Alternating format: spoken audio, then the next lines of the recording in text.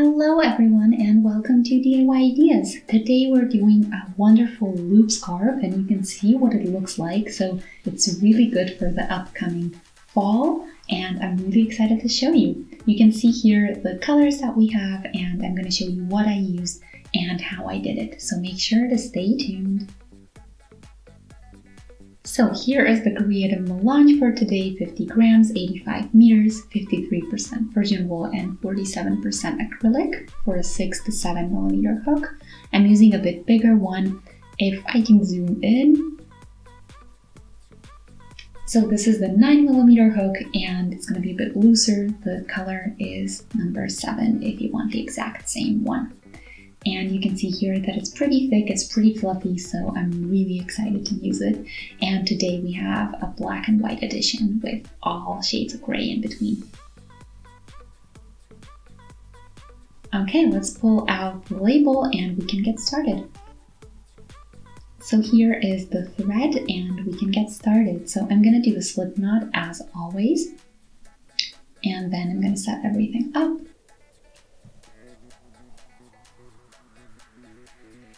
And I'm gonna do 13 or 15 chains to get started.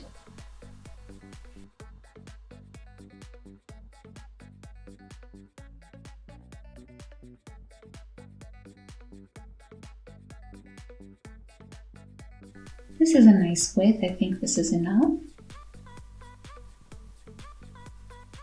So I'm gonna do 2 more just to have 15 so it's easier. So we're doing 7 times 2 plus the 1 for the height. That's how I got to this number. So we're gonna do a yarn over, skip the first 3 ones and do a treble into that spot. And then I'm gonna do a chain and do another treble in there. So we're doing kind of a V stitch here.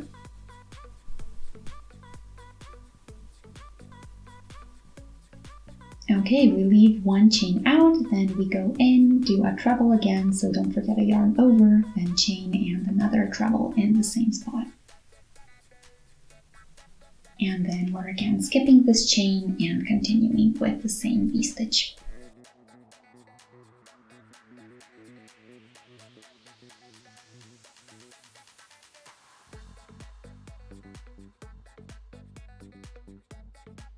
Again, leave 1 out and continue.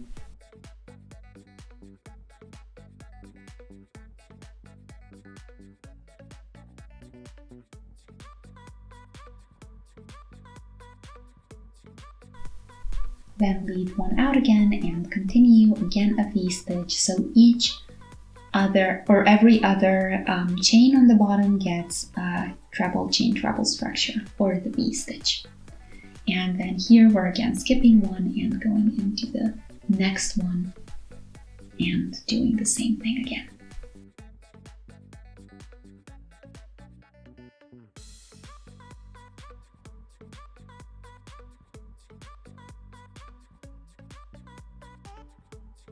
Almost done. And in the very last chain we do a treble, just so we have an even beginning and end. So just like we started here with 3 trebles, or skipped 3 trebles, that's how we end with, or skip 3 chains, that's how we do a treble. Okay, so this is row number 1, and I hope you like the way this looks because it's gonna look even better the more rows we do. So we're gonna do again 3 chains for the height, and then here in the middle of the V, or underneath the chain between the trebles, we go in and we do the same thing again. So treble, chain, treble into the same spot, or underneath the same chain in this case.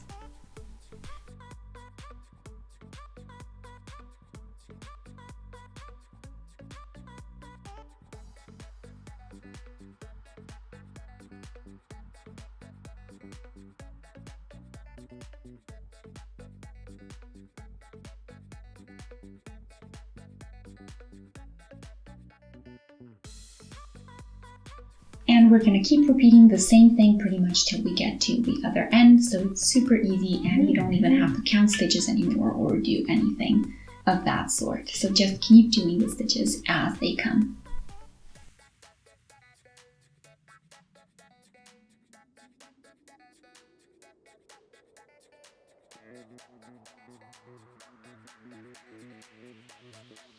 Here we're doing just one treble to finish up, and then we're done with this row as well.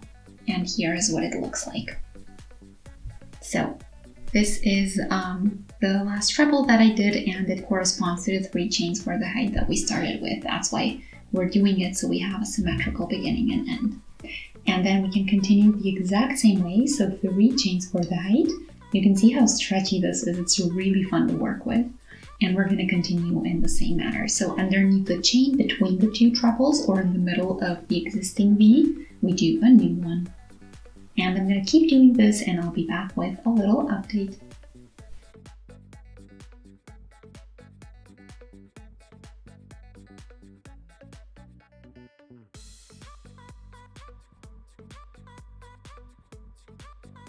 In the meantime, this is what we have.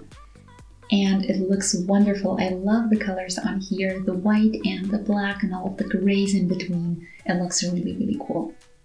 And now we want to connect, so I'm gonna pull out these 3 chains for the height. We don't need them since we're not doing a new row.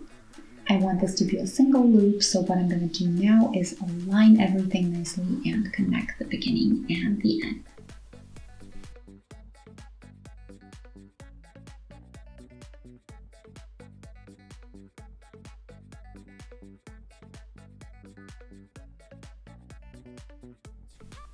Okay, so I'm going to be doing slip stitches in here, so I'm going through the stitches at the beginning and at the end, both at the same time, and then I just pull the thread through with my hook, and that's a slip stitch.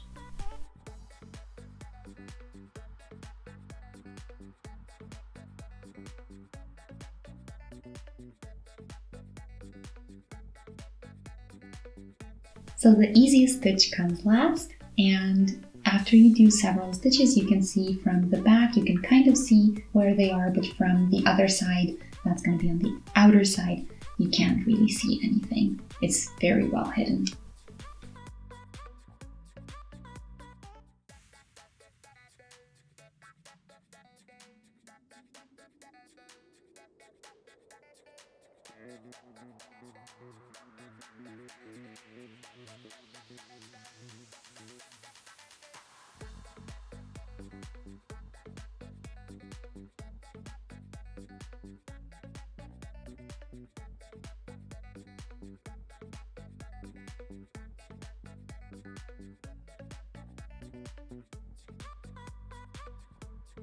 We are almost done. I'm pulling this through and then we can tighten. And what I like to do when I connect the beginning and the end for loop scarves, what I do is just a double knot right here, because that way I am sure that everything's going to stay in place and not fall apart if I wash it or if I wear it for a while. And you can even do several more if you'd like, if you feel like it's not secure enough. And yeah, then we have the beginning at the end at the same spot, and when we weave that in, we are pretty much done. So you can see what this looks like right now. It kind of has this stripy effect that I really like, and it also has a nice volume to it, and it looks really wonderful. So this is good for the upcoming colder days and evenings. So I hope you enjoyed. Feel free to subscribe if you'd like to see more. Shoot a thumbs up to let us know you liked it, and I'll see you in my next project. Have a great day. Bye!